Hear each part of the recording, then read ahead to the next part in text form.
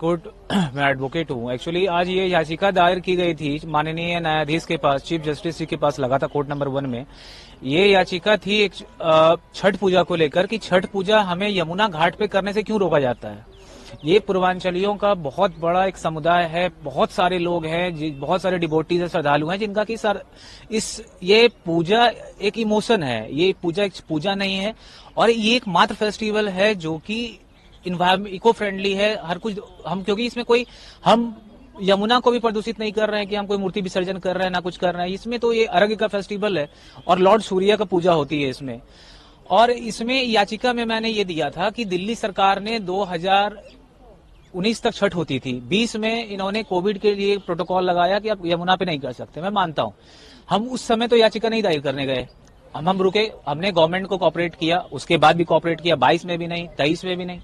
ये इन्होंने complete ban लगा रखा है कि आप यमुना रिवर बेड पे घाट पे जा ही नहीं सकते। मैंने कोर्ट के आज माननीय न्यायाधीश के सामने यही कहा है कि ये बाथटब और स्विमिंग पूल और कहीं भी खड़े हो जाने का फेस्टिवल नहीं है। ये बहती नदी से, जिसको हम पवित्र करते हैं, साफ करते हैं, और ये सफाई का पर्व है। आप खुद देखेंगे छठ पूजा के टाइम लोग श्रद्धालु, चाहे वो पटना हो, कहीं भी हो, कैलिफोर्निया, ऑस्ट्रेलिया, हर जगह छठ पूजा हो रही है, तो लोग साफ सफाई करते हैं, खुद से जाते हैं कि हाँ मुझे सफाई करना है, साफ करके खुद से अर्घ होता है। कुछ भी लेफ्ट ओवर, कोई रेसिड्यू हम कहीं भी छठ पूजा करने के बाद नहीं छोड़ते। लोग सारा का सारा सामान घर लेके जाते हैं, क्योंकि ये आस्था का सवाल है, आस्था का महापर्व है। आज देख रहे हैं आप आनंद बिहार, नई दिल्ली पे इतनी भीड़ है, सब लोग जाने को तैयार है अपने home town Bihar, Jharkhand, UP, ताकि वो वहां छठ कर सके। यहाँ उनको अलाउ नहीं किया जा रहा है। और दिल्ली सरकार ने, जब ये सेंट्रल गवर्नमेंट ने कोविड के टाइम प्रोटोकॉल लगाया था कि भैया कोविड है, तो कोविड है तो कोविड के समय तो नहीं करना था, हमने याचिका भी नहीं दायर की।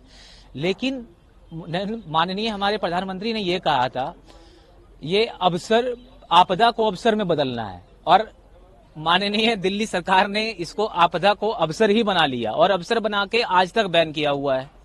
और ये छठ पूजा की याचिका माननीय न्यायाधीश ने ये कहा कि आप थोड़े विलंब हुए हैं, लेकिन कोई बात नहीं, क्योंकि पानी बहुत प्रदूषित है।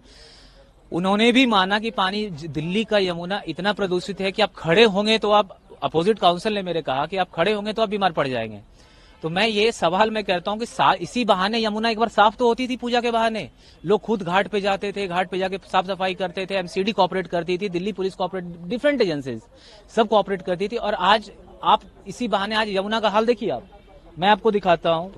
ये है गीता कॉलोनी छठ पूजा घाट। ये देखिए पहले की सफाई जब छठ पूजा होती थी, और आज ये देखिए क्या हाल है इसका। लोग खड़े नहीं हो पा रहे, सांस नहीं ले पा रहे, वहां पे जहरीला इतना, ये देखिए गंदगी, यहाँ पे मरे हुए कुछ भी जानवरों को कुछ कोई दफनाया जा रहा है। तो मेरा ये भी मैं दिखाना चाहूंगा, ये देखिए कंडीशन। तो ये मैंने कोर्ट में भी ये बातें रखी, ठीक है, ये बात मैंने रखी यहाँ पे, और माननीय न्यायाधीश ने कहा कि आप फिर आइए, आप एक यमुना सफाई के लिए एक रिट लगाइए, उसके बाद हम सुनते हैं आपको। और अगर हमें लगा कि हाँ, अगर साफ सफाई सही होती है, सब कुछ हो रहा है, एटलीस्ट पानी पॉल्यूटेड नहीं हो, तो हम शायद अलाउ करेंगे। लेकिन ये दिल्ली सरकार से मेरी एक सवाल है कि आप आपदा को अवसर में मत बदलिए, इसे आपदा को आपदा के समय ही छोड़ दीजिए।